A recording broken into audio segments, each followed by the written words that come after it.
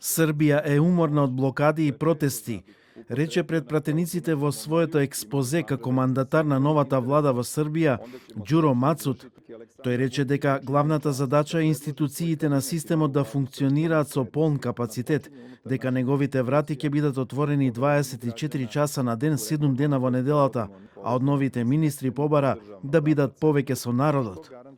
Всушност, идејата и повикот да бидам носител на мандат е можеби визионерски момент кој треба да го привлече нашето општество кон една кохезија и да излеземе од ова што е можно побрзо и поефикасно и да се обидеме да ги решиме проблемите што се појавија сега преку институциите.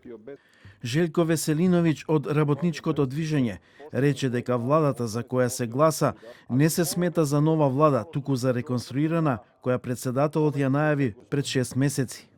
Клучните министерства ги задржуваат истите луѓе. Некои имаат ротирани позиции. Не знам ништо за Мацут, но ми е жал што ќе изгубиме добар лекар и ќе добиеме политичар кој ќе биде успешен или неуспешен. Добар лекар во политичката кал може да биде злоупотребен. Не сум сигурен колку можности ќе имате да се искажете тука.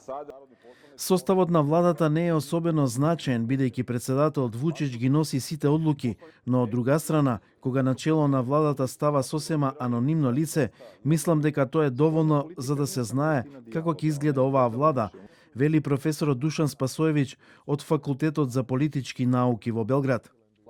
Кога тој поставува сосема анонимно лице на чело на владата, мислам дека тоа е доволно за да знаеме како ќе изгледа оваа влада. Ова не е личност која може да испрати порака за помирување. Додека се одвиваше расправата во Српското собрание пред зградата на Радио Телевизија Србија во центарот на Белград и кај студиото на Кошутњак, се протестираше од студентите во блокада, а дел од вработените не можеа да стигнат до своите работни места. Студентите бараат да се објави јавниот повик за избор на членови на Советот на регулаторното тело за електронски медиуми. Студентите кои ги блокираа влезовите во зградата на Радио Телевизија Војводина претходно се разотидоа откако полицијата постави кордон со што на вработените им беше дозволен влез во зградата.